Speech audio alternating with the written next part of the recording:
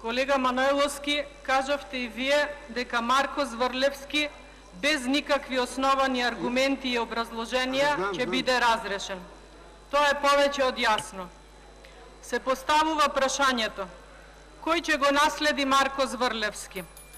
Дали ова парламентарно мнозинство ќе биде така доблесно и ќе ја прими нашата подадена рака по кој знае кој пат, па предлогот за измена на Законот за јавно обвинителство ќе го прифати и идниот јавен обвинител на Република Македонија да го предложиме ние, а да го избереме консензуално или барем со двотретинско мнозинство.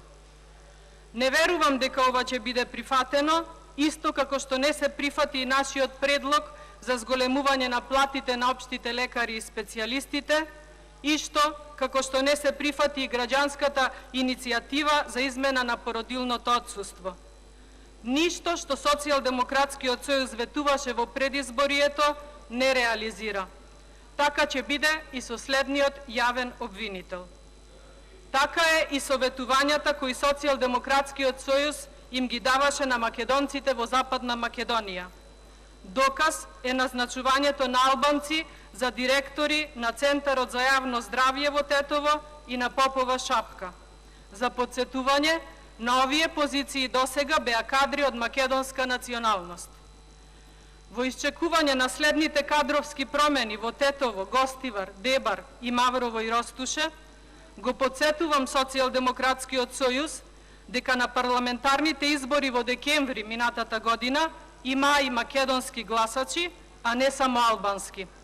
Или цената на албанските гласови беше многу висока, па мора да се реваншираат сега. Околу кадровските политики на Социјалдемократскиот сојуз, повторно ќе го споменам назначувањето на ВД директорот на Националниот парк во Маврово и Ростуше, кој е председател на Општинскиот одбор на Социјалдемократскиот сојуз, но истиот има завршено висока медицинска школа во Битола со 180 кредити.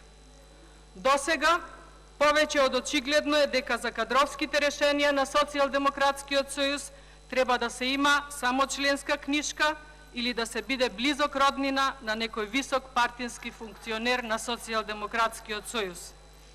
Така, колега Манойловски, се сомневам дека и идниот јавен обвинител нема да ги исполнува овие критериуми за да добие глас од парламентарното мнозинство, што секако ќе биде уште еден доказ за класична партизација на правосудството и на целиот систем во Република Македонија. Ви благодарам.